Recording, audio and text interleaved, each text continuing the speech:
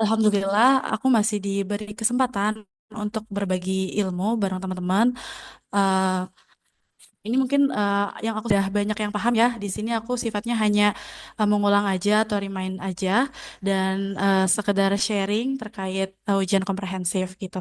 Jadi mungkin disclaimer dulu kalau misal ada materi-materi yang kurang komprehensif dan kurang lengkap gitu, mohon dimaafkan ya teman-teman. Jadi tapi semoga apa yang disampaikan bisa bermanfaat gitu. Mungkin bisa langsung aja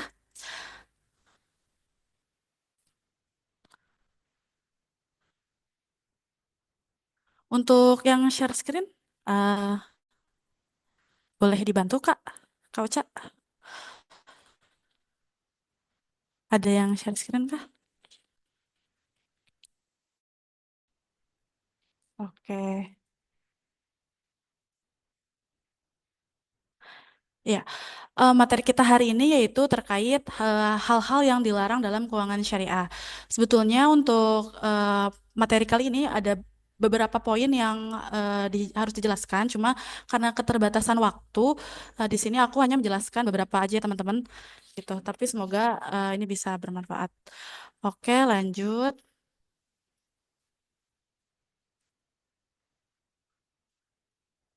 Nah, nantinya kita akan membahas terkait maisir, goror, riba, tadlis, najasi, dan ihtikar. Begitu. Nah, boleh lanjut.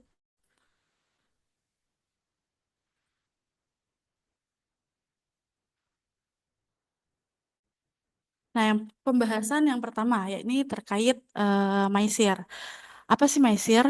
Mungkin teman-teman udah tahu ya apa itu. Itu memperoleh sesuatu dengan sangat mudah tanpa kerja keras atau mendapat keuntungan tanpa bekerja yang biasa juga disebut dengan berjudi. Nah, suatu transaksi yang dilakukan oleh dua pihak untuk pemilikan suatu benda atau jasa yang menguntungkan satu pihak dan merugikan pihak lain dengan cara mengaitkan transaksi tersebut dengan suatu tindakan atau kejadian tertentu.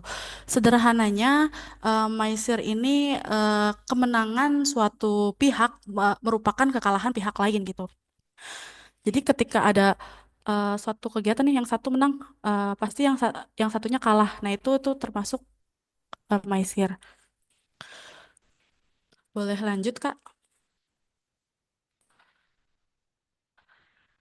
Di sini ada dasar hukum maisir di surat Al-Maidah ayat 91. Ini di skip aja ya, teman-teman. Nggak perlu dibaca. Nanti teman-teman bisa klik sendiri terkait dasar hukumnya.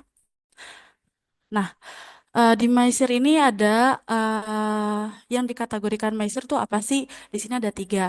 Pertama ada taruhan atau ada harta ya atau ada harta atau materi yang berasal dari kedua pihak. Nah, kedua itu adanya permainan yang digunakan untuk menentukan pemenang dan yang kalah. Dan yang ketiga pihak yang menang mengambil harta sebagian atau seluruhnya yang menjadi taruhan, sedangkan pihak yang kalah kehilangan hartanya. Yang tadi aku sebutkan, sederhananya Maisir itu kemenangan satu pihak merupakan kekalahan pihak yang lain. Begitu. Nah, boleh lanjut, Kak.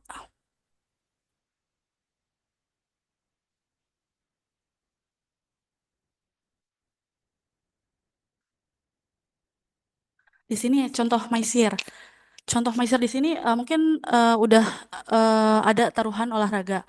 Mungkin ini common ya taruhan olahraga ini, apalagi buat yang cowok-cowok. Misal kan ada bola nih, ada pertandingan bola. Misal biasanya apa tuh bola? Arsenal ya, Arsenal sama apa? Sama lawannya, sama MU misalnya ya. Aku nggak tahu sih. Nah, misal terus bertaruh tuh. Kalau misalnya Arsenal menang, misal aku sama Kak Ocha bertaruh. Kalau misalnya Arsenal menang, eh, aku mendapatkan uang atau materi gitu. Tapi kalau misalnya MU yang menang, itu Kak Ocha yang akan mengambil uang itu gitu. Kalau itu udah tahu ya teman-teman udah biasa tuh, udah sering itu kalau itu sering dilakukan tuh biasanya. Terus yang kedua itu ada lotre atau undian. Dan yang ketiga ada asuransi konvensional.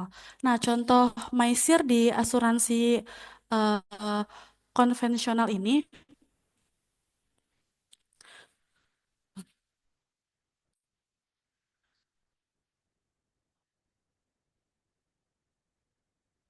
eh, kita kan membayar premi ya setiap bulan dalam jangka waktu tertentu gitu. Ketika eh, dalam periode tersebut, misal ini contohnya kita asuransi kesehatan. Dalam periode tersebut, ketika kita tidak sakit gitu, nggak sakit, terus sudah selesai nih periodenya udah lebih dari 1 tahun, nah, kita nggak klaim. Nah, uang premi kita yang kita selalu bayarkan tiap bulan, akhirnya menjadi kepemilikan perusahaan. Nah, di sini di mana perusahaan untung kan, sedangkan kita dirugikan gitu. Padahal kita udah bayar nih tiap bulan gitu. Kok nggak dapat apa-apa gitu, gara-gara kita nggak sakit, jadi kita nggak bisa klaim. Begitupun sebaliknya, misal kita klaim, kita sakit gitu kan dalam periode tersebut. Nah, kita diuntungkan dan perusahaan dirugikan. Kenapa kita diuntungkan? Biasanya dengan pembayaran premi yang sedikit, kita itu kita mendapatkan pertanggungan yang cukup besar. Misal ini contoh aja ya, misal preminya 250. Kita ketika kita mau mengajukan klaim itu bisa aja kita mendapatkan apa namanya? Pertanggungan itu atau diberikan kompensasi sampai misal 100 juta, semisal seperti itu. Nah, jadi kan di sini ada yang dirugikan dan ada yang diuntungkan gitu. Maizernya terletak di situ. Oke, boleh lanjut. Kemudian di sini ada goror. Nah, goror menurut bahasa adalah hilda atau bermakna penipuan. Nah, kata ini juga bermakna al-khotar atau pertaruhan karena adanya pertaruhan dari segi kualitas atau kuantitas. Nah, goror adalah jual beli atau transaksi yang di dalamnya terdapat unsur ketidakjelasan, spekulasi, keraguan, dan sejenisnya. Sehingga dari sebab adanya unsur tersebut mengakibatkan adanya ketidakrelaan dalam bertransaksi. Nah, goror itu ya sederhananya jual beli tapi nggak jelas gitu, nggak jelas kualitasnya kah, nggak jelas kuantitasnya kah, seperti itu. Nah, oke, boleh lanjut Kak.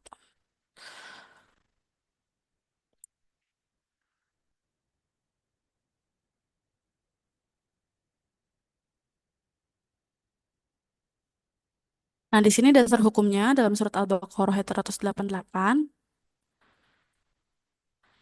sama ada hadis riwayat. Nah, boleh dilanjut lagi aja.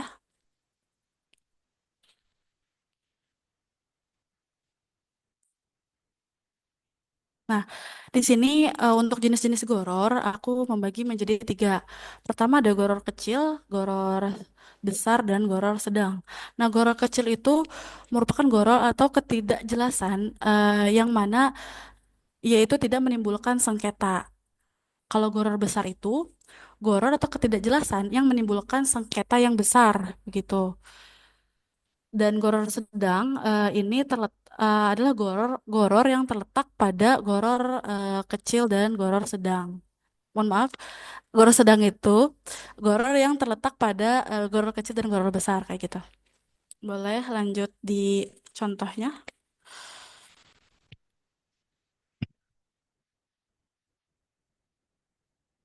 Nah, contoh goror.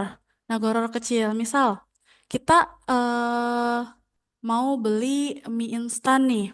Kan kalau kita mau beli mie instan, gambar di kemasan itu kan makanan mie-nya sudah jadi atau belum? Belum. Kemasannya, Ya. gambar kemasannya udah jadi atau belum? Oh, udah. Udah, udah kan? Nah, tapi pas kita buka dalamnya udah ada atau udah matang atau belum? Belum.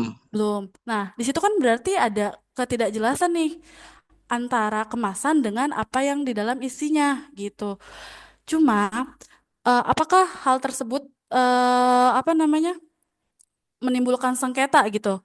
Apakah pembeli akhirnya menuntut ke perusahaan misal ke perusahaan mie instan gara-gara isinya tuh belum mateng? Enggak kan? Nah, jadi goror-goror yang seperti ini eh di nggak apa-apa gitu diperbolehkan karena tidak menimbulkan sengketa. Terus misal kita mau beli rumah, Kan kita eh, apakah kita bakal bongkar dulu rumahnya biar tahu pondasinya? Enggak kan? Nah, jadi eh, ada hal-hal goror yang mana itu dibolehkan karena memang kita nggak bisa gitu untuk menghindari tersebut. Salah satunya, misal kita kalau kita beli rumah, nggak mungkin dong kita bongkar dulu tuh rumahnya, terus kita lihat pondasinya seperti apa gitu.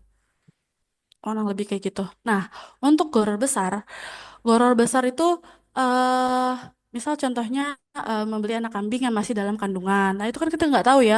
Bisa aja ketika apa namanya? Ketika sudah dibeli anak kambing tersebut keguguran gitu atau mati gitu. Nah, itu nggak jelas. Terus misal kita juga beli ikan di lautan, kan kita nggak tahu ya di lautan itu ada ikan apa aja gitu. Itu nggak jelas. Bisa juga kita mau beli eh, buah, mau beli buah tapi buahnya masih ada di pohon. Kan kita nggak tahu di pohon itu ada berapa kilo dan kualitasnya seperti apa. Kan kita nggak tahu. Nah, itu termasuk goro besar dan di apa namanya praktik goro besar di keuangan syariah itu salah satunya ada asuransi konvensional. Nah, ini di mana sih letak gorornya gitu? Kalau asuransi konvensional itu apa sih yang diperjualbelikan? Teman-teman ada yang tahu? Resiko kak kayaknya. Resiko, ya betul. Nah, resiko itu misal kita ikut asuransi dalam setahun. Resiko itu mungkin nggak terjadi dalam setahun? Kita tahu nggak kapan Tidak, resiko itu terjadi? tidak tahu kak. Nah, kita nggak tahu kan resiko itu kapan terjadi. Kalau misalnya ada resiko, eh itu kita baru dibayarkan gitu. Eh, kita baru bisa klaim. Tapi ketika resiko itu tidak terjadi, ya udah kita nggak dapat apa-apa. Terus apa yang kita lakuin gitu? Kita udah bayar premi setiap bulan, tapi kita nggak mendapatkan apa-apa. Jadi transaksinya itu nggak jelas gitu. Kita tuh jual beli apa, kita transaksi apa gitu. Karena yang ditransaksikan adalah resiko. Resiko ini nggak pasti, bisa terjadi, bisa enggak, kayak gitu. Terus untuk yang goror sedang, di sini eh, ada bagi hasil dalam akad mudorobah. Sebenarnya kan apa namanya? Kita ketika melakukan akad mudorobah itu nggak bisa kan memberikan kepastian kepada partner kita kalau kita ini akan untung sekian juta. Misal kita akan untung 100 juta. Itu kan nggak mungkin ya. Ini kan kita nggak tahu untungnya berapa. Kalau memang usaha lagi bagus bisa aja tinggi. Tapi kalau usaha lagi lesu bisa aja rendah gitu. Nah, besaran dari bagi hasil mudorobah ini yang nggak jelas. Makanya eh, di, di mudorobah itu biasanya untuk bagi hasilnya berdasarkan persenan atau nisbah begitu. Mungkin sebelum kita lanjut ke riba, teman-teman ada yang belum paham atau aku kecepatan gitu bisa info aja ya. Apa mau lanjut?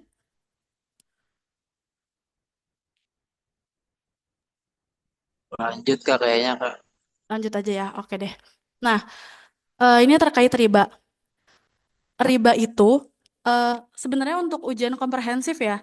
Dari tahun ke tahun sih sebenarnya aku lihat kayaknya soalnya sama sih. Kebanyakan hal-hal yang dilarang dalam keuangan syariah itu diambil materinya terkait riba. Biasanya tuh yang ditanyain itu ayat-ayat ribanya apa, terus kemudian eh, korelasi antar ayatnya apa, terus jenis-jenis riba itu seperti apa. Itu biasanya dari tahun ke tahun soalnya kayak gitu untuk kompre. Nah, pertama terkait riba. Secara bahasa riba itu ziyadah atau tambahan.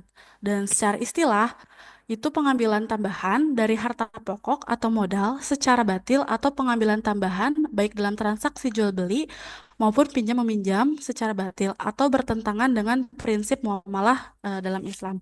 Nah, jadi riba itu ketika kita mengambil tambahan ya dari apa namanya kegiatan misal utang piutang gitu. lanjut boleh. Nah, di sini ada dasar hukum riba. Nah, dasar hukum riba ini sebenarnya ada beberapa ayat, ada banyak. Eh Riba ini pelarangan terkait riba itu diturunkan secara bertahap. Kenapa? Karena zaman jahiliyah itu praktik riba ini sudah mendarah daging atau sudah melekat di sana gitu. Jadi ketika harus ada pelarangan riba itu nggak bisa sekaligus gitu. Jadi memang harus satu-satu. Itu hikmah dari apa namanya diturunkan secara bertahap karena orang yang sudah terbiasa akan sesuatu itu nggak mungkin bisa kan ya untuk tiba-tiba berlepas diri gitu dari hal itu. Nah, yang pertama, yang pertama itu ada Quran Surat Ar-Rum ayat 39. Terus boleh lanjut, Kak. Yang kedua itu ada Surat An-Nisa ayat 160 sampai 161. Terus boleh lanjut lagi.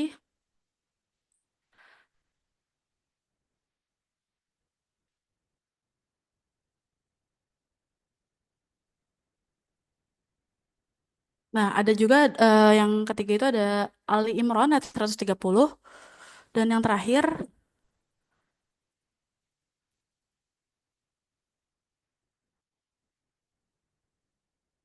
ada Al-Baqarah ayat 275 sampai 279.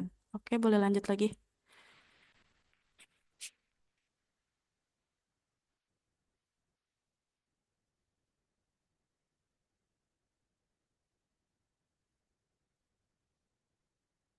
Nah, di sini korelasi antar ayat larangan riba.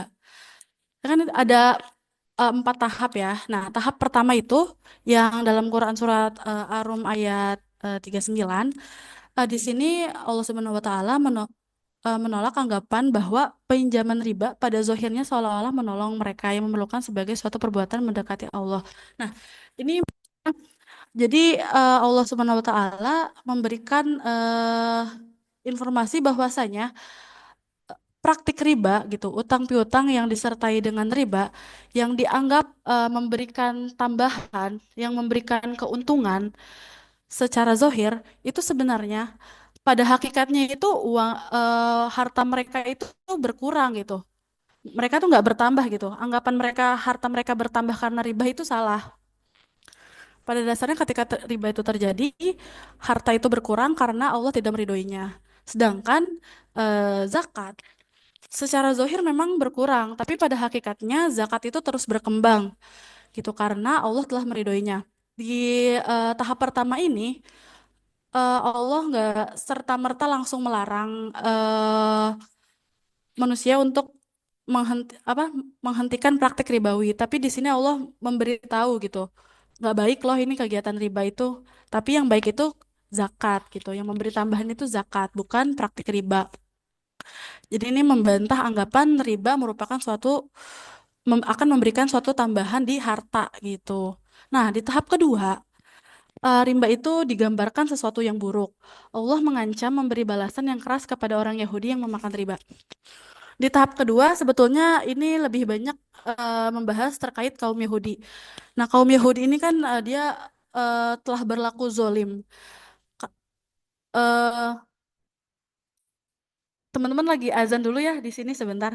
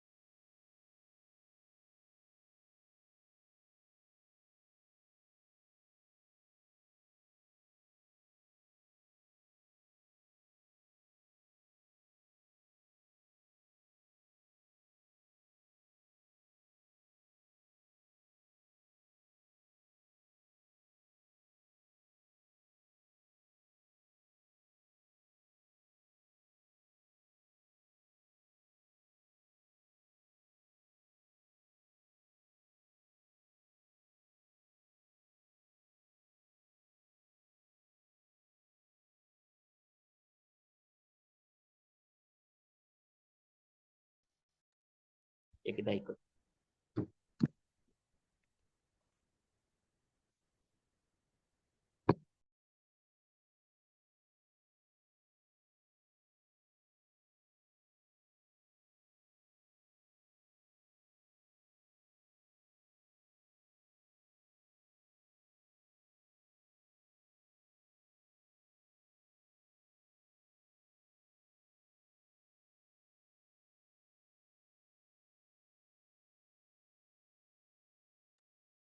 Oke, kita lanjut lagi ya.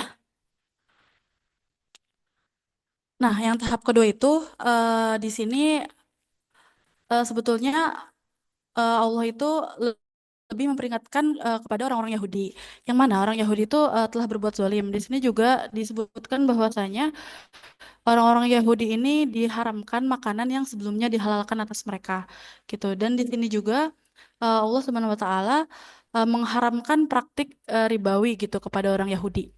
Nah, karena mereka selalu berbuat zalim dan melaksanakan kegiatan ribawi tersebut.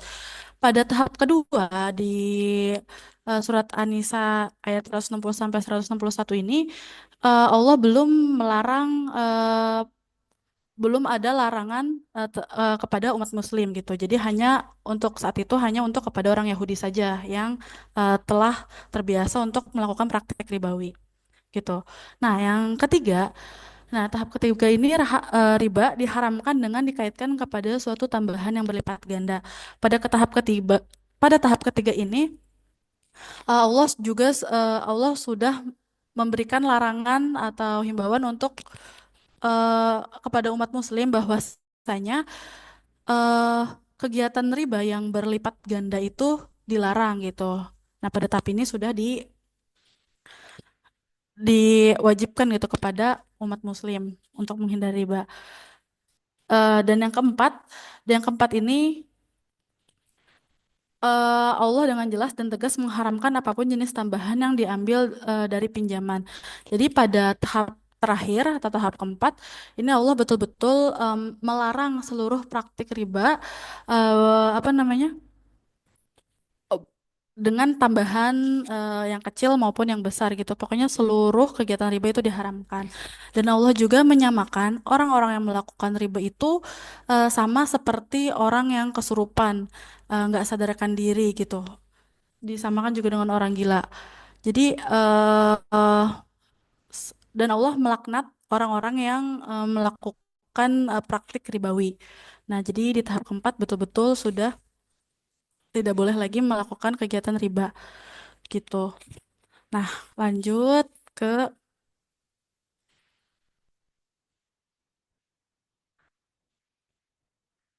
jenis-jenis.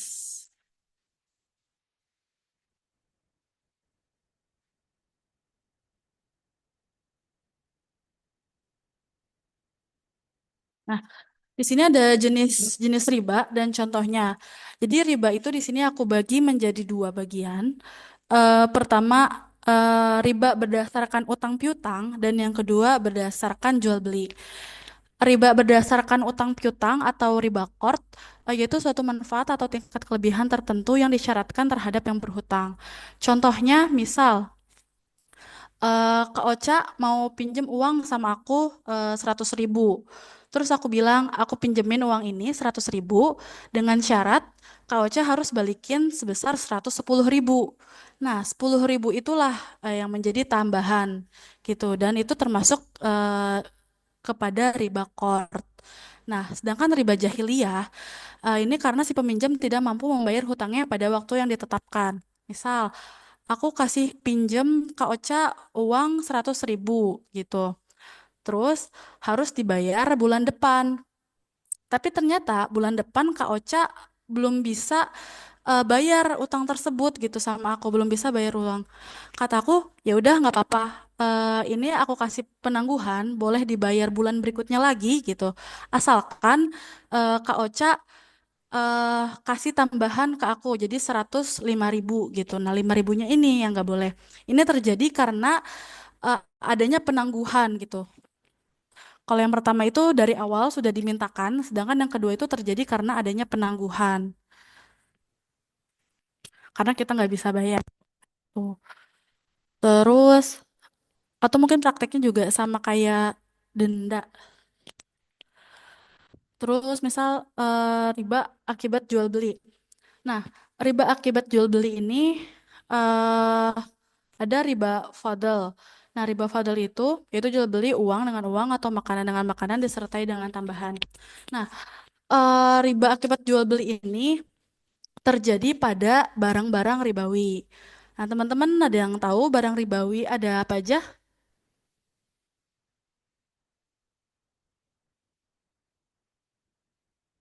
Gimana teman-teman?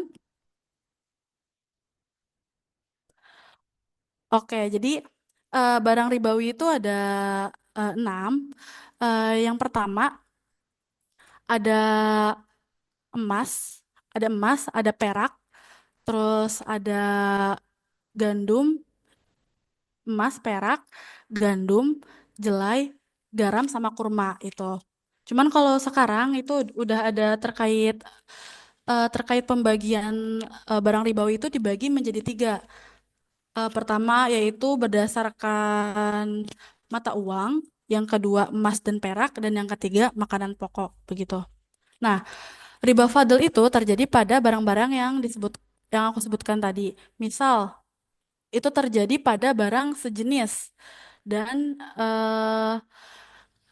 misal aku mau tukar beras sama beras. Aku punya beras 1 kilo, mau ditukar sama beras 1,5 kilo punyanya Kak Afif misalnya. Nah, itu nggak boleh. Kenapa? Karena pertama barangnya sejenis. Kemudian beras itu merupakan makanan pokok dan merupakan barang ribawi. Nah, ketika ditukar, itu besarannya harus sama. Ketika besarannya beda, aku 1 kilo, Kak Apip kasih 1,5 kilo, itu terjadilah riba fadl. Dan eh meskipun misal kualitasnya berbeda ya, misal yang punya aku tuh bagus, 1 kilo bagus, tapi yang punya Kak Afif itu 1,5 kilo kurang bagus gitu. Nah itu meskipun kualitasnya berbeda, itu bukan suatu syarat. Yang penting kuantitasnya yang sama. Ketika kuantitasnya berbeda, itu termasuk riba fadl dan harus diserahkan secara tunai atau kontan, kayak gitu. Nah, sedangkan ribayat itu penangguhan atas penyerahan atau penerimaan jenis barang ribawi yang berbeda pada satu kelompok yang sama. Nah, misalkan tadi kelompoknya ada ini ya, ada kelompok mata uang, terus ada kelompok makanan pokok. Misal, di sini kan disebutkan riba terjadi pada satu kelompok yang sama. Nah, misal ketika kita menukar uang,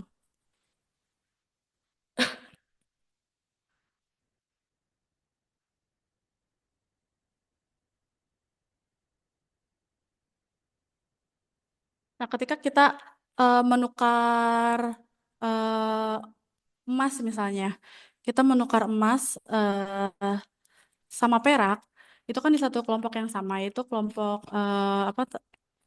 kelompok alat tukar ya, salah satu alat tukar juga. Nah, itu harus di besarannya, kuantitasnya itu boleh beda. Misal emasnya 1 gram, peraknya 5 gram, itu boleh, gak apa-apa. Yang penting penyerahannya itu harus tunai.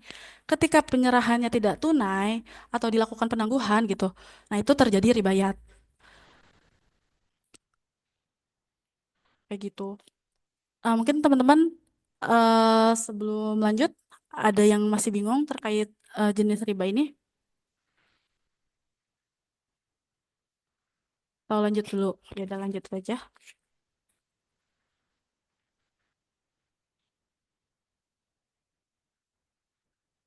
Nah, di sini ada tadlis. Tadlis itu apa sih? Tadlis itu tidak menjelaskan sesuatu atau menutupi dan penipuan. Nah, tadlis itu suatu transaksi yang sebagian informasinya tidak diketahui oleh salah satu pihak karena adanya penyembunyian informasi buruk oleh pihak lainnya. Oke, lanjut.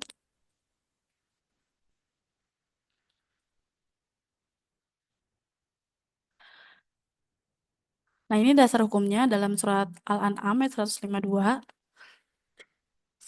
Boleh lanjut, Kak?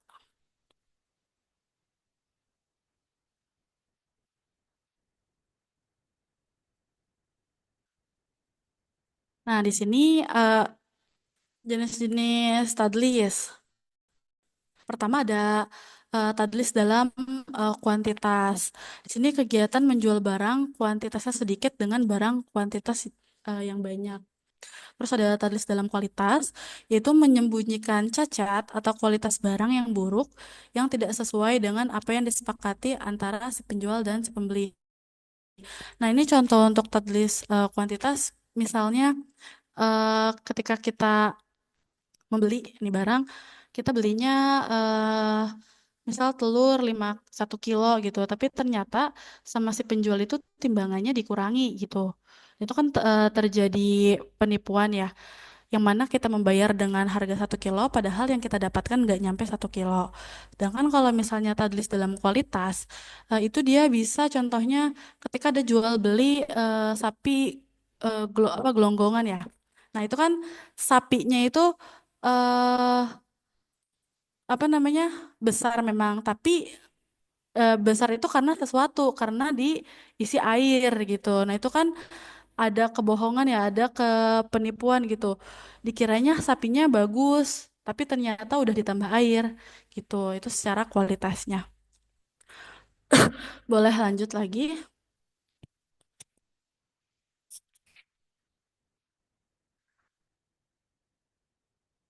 Nah, sini ada lagi tadlis dalam harga atau goben. Nah, ini menjual barang dengan harga yang lebih tinggi atau lebih rendah dari harga pasar karena ketidaktahuan pembeli atau penjual.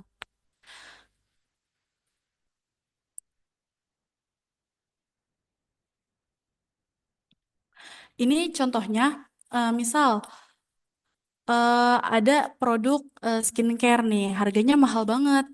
Terus si penjual ini bilang, skincare ini misal bisa memutihkan, bisa mencerahkan gitu, bisa menghilangkan jerawat dan lain sebagainya.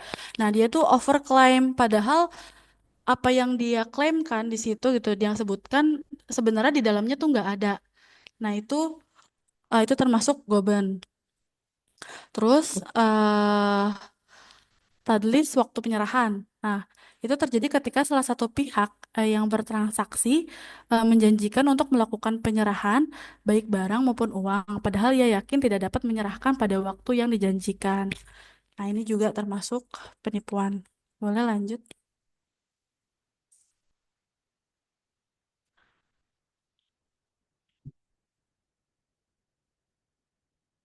Contoh lainnya di sini menjual barang bekas, terus tanpa deskripsi yang lengkap, terus menyembunyikan cacat barang pada saat jual beli juga, terus memperindah objek yang cacat untuk mengelabui calon pembeli atau penyewa. Tuh. Oke, lanjut.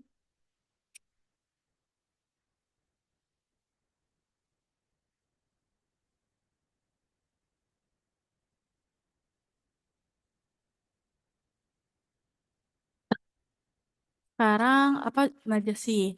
Nah, najasi ini bermakna al-isroh atau artinya menggerakkan. Jual beli najasi adalah seseorang dengan sengaja melakukan cara licik dengan menambah harga, memuji barang dengan sendiri, dengan kelebihan dan tidak sesuai kenyataan, serta membuat transaksi jual beli palsu dengan maksud mencederai atau merugikan orang lain supaya lekas membeli barang dagangannya. Nah, ini contoh misalnya dalam kegiatan lelang. Dalam kegiatan lelang, si penyelenggara lelang itu eh bersekongkol nih sama peserta lain. Peserta lain diminta untuk menawar harga yang tinggi. Nah, ketika si peserta lain, tapi sebetulnya si peserta lain ini nggak ada niatan untuk beli. Dia itu cuma memancing peserta lain untuk ke-trigger gitu buat beli. Padahal dia cuma ya udah cuman bikin penawaran palsu aja, dia juga nggak akan beli gitu. Dan ini juga sifatnya persekongkolan atau misal juga kayak eh aku misalnya mau jual tanah nih, misal mau jual tanah gitu, terus aku iklanin di sosial media, terus ada yang tanya harga tanahnya berapa? Misal kita katakan aja 200 juta misalnya. Terus ditawar tuh sama si pembeli itu, bisa nggak 150 gitu? Kataku nggak bisa. Terus ditawar lagi, bisa nggak 160? Kataku nggak bisa gitu. Terus ini si penawar itu akhirnya meminta orang lain bersekongkol dengan orang lain untuk menawar harga tanah tersebut dengan harga yang lebih rendah. Misal ditawarlah dia menghubungiku nih apa namanya pembeli lain menghubungi aku nanya ini harganya berapa terus dia tawar harga jauh lebih rendah dari yang menawar pertama misal dia nawar 100 juta gitu terus ada lagi yang orang kedua nawar lagi harganya 90 juta. Ada lagi orang yang ketiga nawar 70 juta. Nah, itu kan bikin ini ya. Oh kok waktu s- dalam waktu sekian saat mengiklankan jual tanah ini kok yang menawar rendah semua gitu. Yang paling tinggi itu yang 150 juta. Nah, akhirnya yang penawar pertama itu telepon lagi atau menghubungi aku lagi gitu untuk beli dengan harga segitu dan aku akhirnya eh, menyerahkan tanah itu karena dianggapnya penawar paling tinggi harganya gitu. Padahal penawar-penawar sebelumnya yang memberikan harga rendah, menawar dengan harga rendah itu dia nggak benar-benar mau beli gitu. Mereka tuh hanya memberikan penawaran palsu aja kayak gitu, biar kita ke trigger kayak oh iya ternyata yang pertama mau beli dengan harga yang lebih besar gitu dibanding yang udah-udah dan itu dilarang terkait penawaran palsu. Boleh lanjut.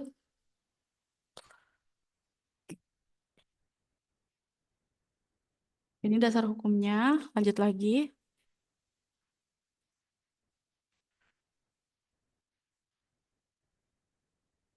Nah, ini contohnya tadi udah aku sebutin ya terkait lelang. Nah, sekarang ikhtikar. Nah, ikhtikar, penimbunan atau ikhtikar artinya membeli barang dan menyimpannya agar jumlahnya di tengah masyarakat menjadi sedikit sehingga harganya mahal dan masyarakat menderita karena kerugiannya. Oke, lanjut.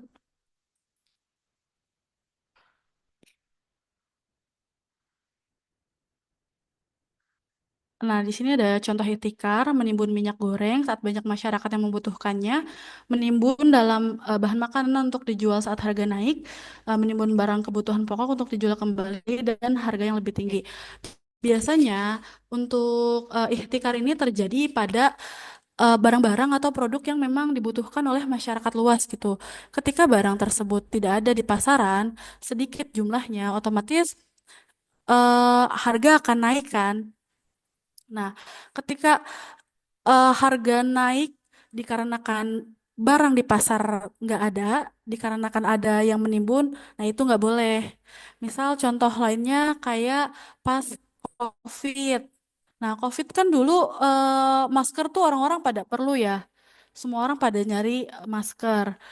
Tapi ada orang-orang yang nakal gitu, yang zolim. Dia itu menimbun masker-masker tersebut. Biar apa? Biar nantinya ketika di pasaran sudah sedikit, dia keluarkan di mana dia bisa markup harganya. Yang tadinya satu satu box harganya 10.000 isi 50 pieces. Karena akibat penimbunan ini, masker itu bisa satu boxnya eh misal 100.000 gitu, itu kan sangat jauh ya, karena orang-orang saking butuhnya, terus ketika ditimbun, akhirnya yang menimbun itu apa namanya, memberikan harga yang tinggi. Ini alasannya juga untuk melakukan monopoli, itu monopoli pada perekonomian itu juga nggak boleh. Kita itu hanya boleh menyimpan makanan hanya untuk yang biasa kita simpan gitu. Nggak boleh melebihi apa yang biasa kita simpan. Dan ketika itu kita melebihi makanan yang kita simpan, maka tidak diperbolehkan. eh untuk barang-barang yang timbun ini, yang ditimbun nggak semua produk atau nggak semua barang. Misal ada produk-produk yang ditimbun oleh penjual, tapi produk itu bukan sesuatu yang dibutuhkan oleh masyarakat gitu. Nah itu ketika ditimbun itu nggak akan terjadi apapun gitu, nggak apa-apa gitu ketika ditimbun itu nggak apa-apa. Tapi kalau misalnya bahan pokok itu kan dibutuhkan seluruh masyarakat ya. Ketika nggak ada, orang-orang pada kelimpungan gitu itu nggak boleh. Kurang lebih kayak gitu. Untuk pemaparan materi mungkin sekian dari aku. Kalau misalnya ada yang ingin tanyakan dipersilahkan. Aku kembalikan lagi ke moderator. Silakan Kak Ocha. Baik, terima kasih banyak Kak Vio atas pemaparan materinya. Nah, tadi kan Kak Vio sudah menjelaskan ya tentang hal-hal apa aja sih yang dilarang dalam perbankan syariah. Nah, sekarang kita buka sesi tanya jawab. Jadi buat teman-teman yang ingin bertanya kepada Kak Vio tentang materi yang disampaikan tadi, dipersilahkan dengan syarat on cam dan perkenalkan diri teman-teman yang mau bertanya.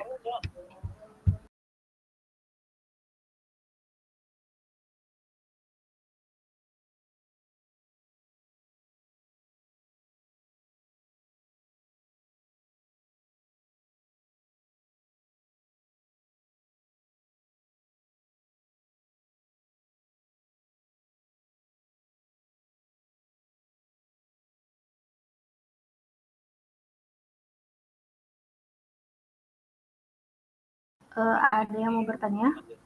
Boleh di raise hand dulu.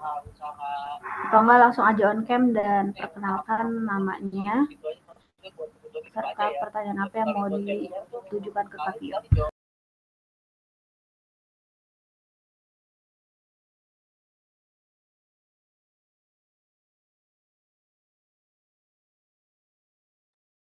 Atau mungkin sebelum ada yang nanya, ada yang mau ditambahkan dari teman-teman atau dari Bang Rifki nih, mungkin Bang Rifki mau nambahin atau Kak Apip mau nambahin, persilahkan. Siapa tahu ada yang kurang atau ada yang perlu dilengkapi, boleh? Cukup, sudah sempurna sekali tadi presentasinya Vio.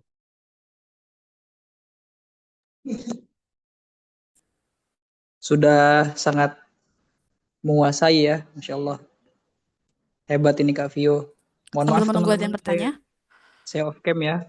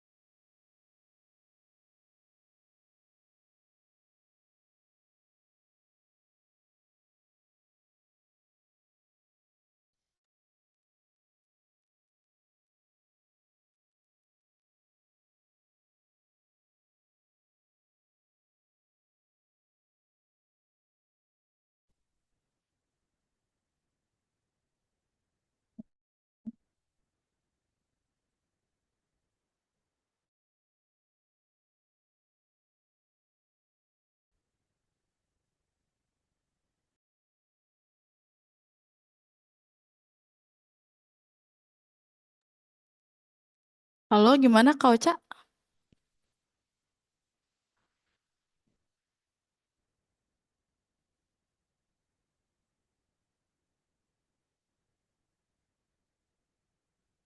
Bertanya,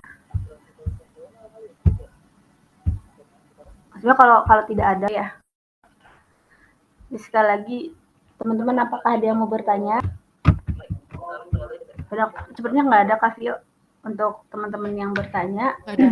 Jadi langsung aku simpulin aja kali ya materi yang Kak Vio sampaikan pada malam hari ini.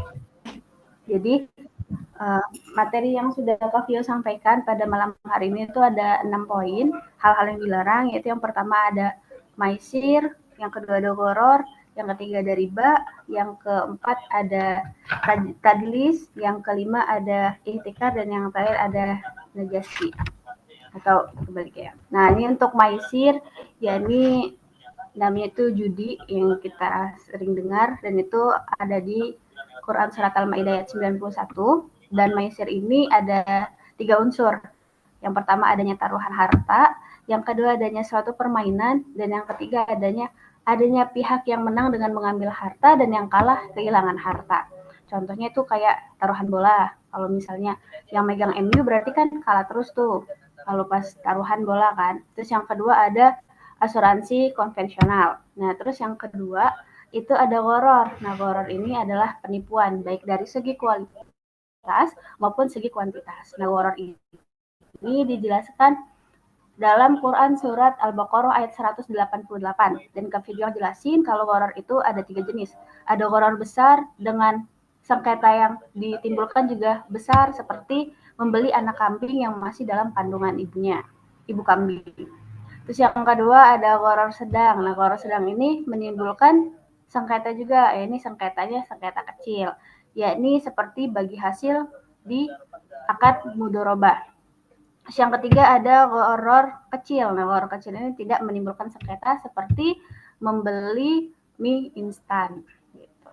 Terus selanjutnya ada riba. Nah, riba ini merupakan tambahan baik itu dalam pinjam meminjam maupun jual beli secara batil.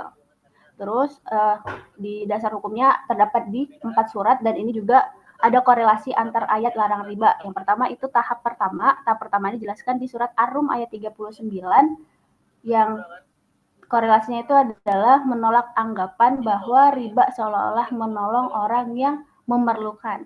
Terus tahap kedua ada di Quran surat An-Nisa ayat 160 sampai 161. Nah, di tahap kedua ini adalah riba digambarkan pada sesuatu yang buruk. Nah, yang ketiga itu di Quran Surat Al-Imran ayat 131, yang dimana riba ini dikaitkan pada tambahan yang berlipat ganda.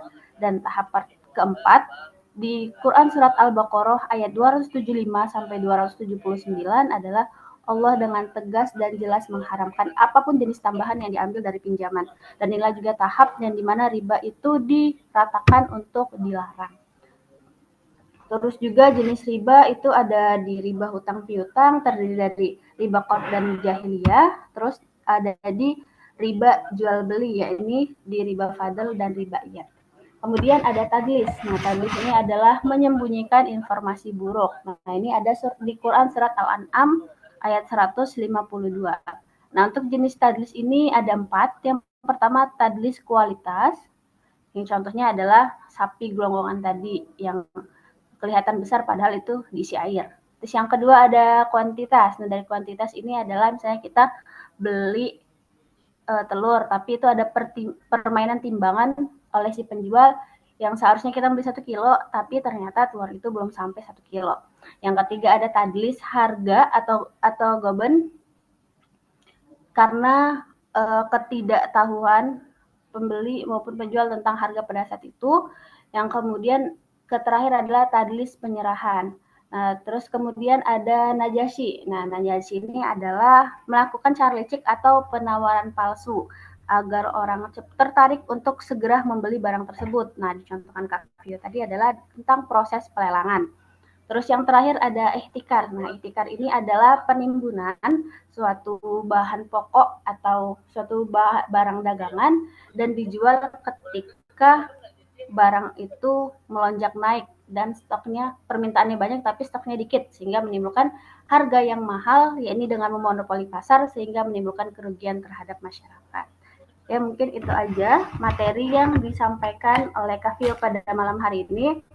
Semoga kita semua bisa mengambil pelajaran yang banyak sekali dari Kak Fio, dan kakak-kakak kita doakan semoga ujian komprehensifnya bisa lancar, amin.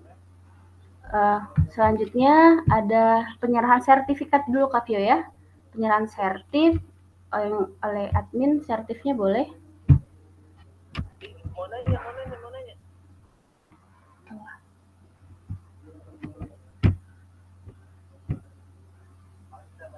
Mana sertifnya?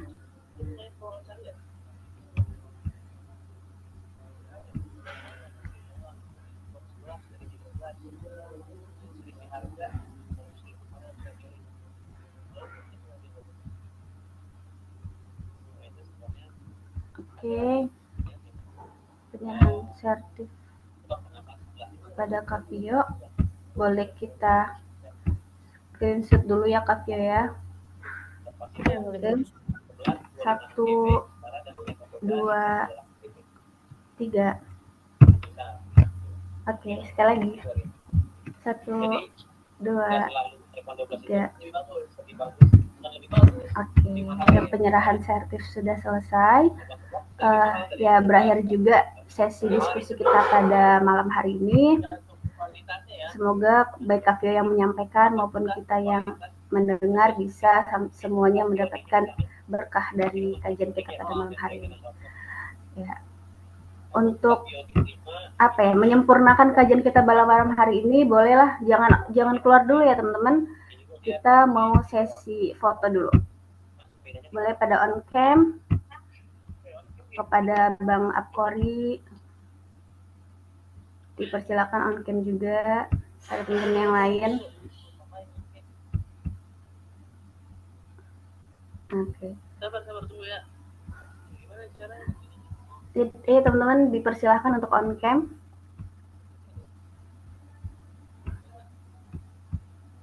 Apa mau di absen satu-satu nih? Kak Astrid, Bang Raihan, Fadila, Tayusuta, Vira, Raffi, Zahratul Aini, Ira, Belvana, Raihan Jukurnia, Alif Husaini. Bang Apkori nggak mau on cam Bang. Absen Kak, absen.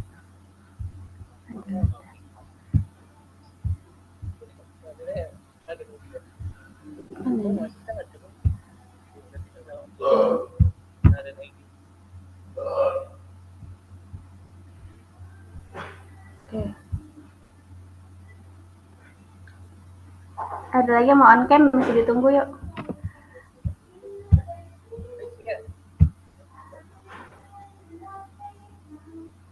Abang Putra on cam Putra.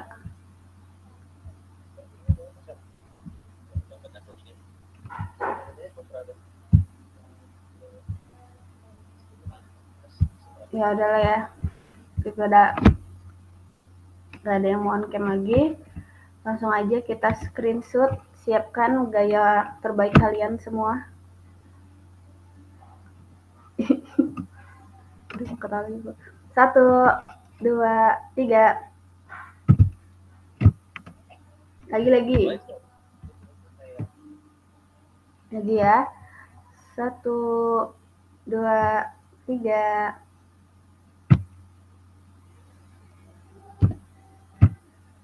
Oke, terakhir ya. 1, 2, 3. Oke. Terima kasih semuanya yang udah hadir di kajian. Sampai bertemu di kajian keempat. Saya sebagai moderator minta maaf apabila ada salah kata dan kekurangan dalam memandu kajian pada malam hari ini.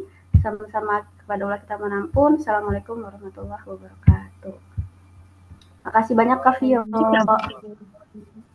Sama, terima kasih juga teman-teman. Semangat komprenya. Semangat komprenya.